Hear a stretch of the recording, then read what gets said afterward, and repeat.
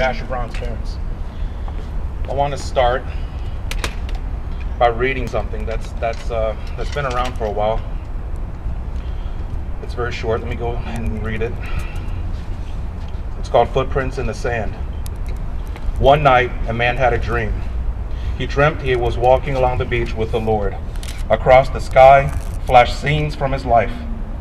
For each scene, he noticed two sets of footprints in the sand, one belonging to him and the other to the Lord.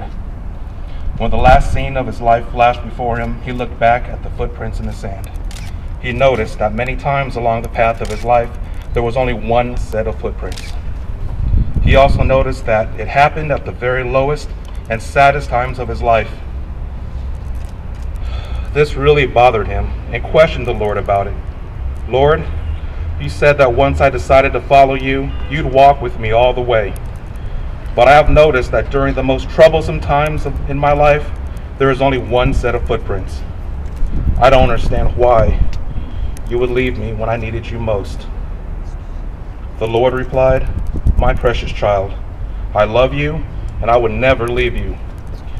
During your times of trial and suffering, when you see only one set of footprints, it was then that I carried you.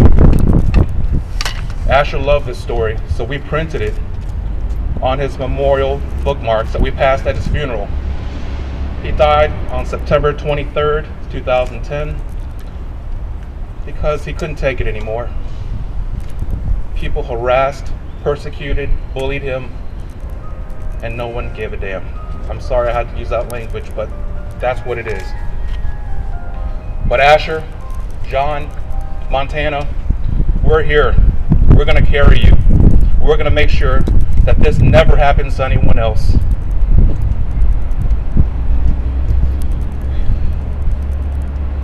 My son was a warm and wonderful child.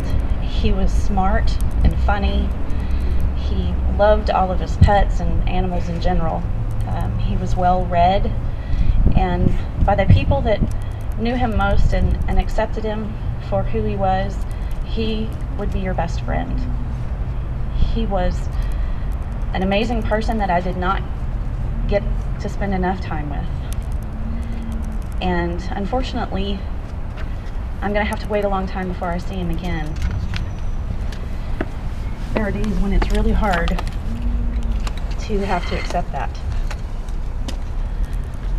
It's not fair, and children shouldn't have to be tolerating this on any level. My son didn't deserve it. None of the other children that go through this deserve it. It's not a rite of passage. It's not boys being boys. This has gone way beyond that, and people need to realize it. It's time to wake up as citizens of this state, as citizens of this country, as fellow human beings. It's time. It's time to do something and do the right thing for these children.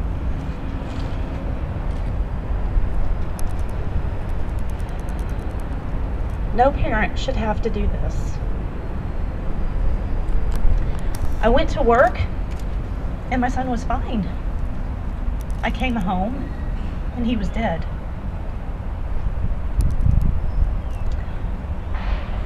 No one should ever have to come home to police tape around their house.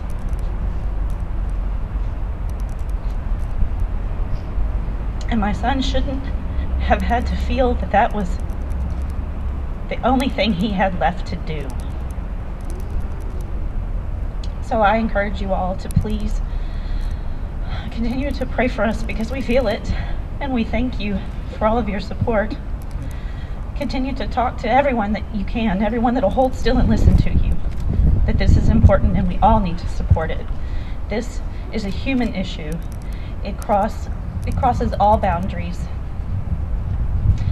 And we need to do this for these children so they didn't die in vain. Thank you.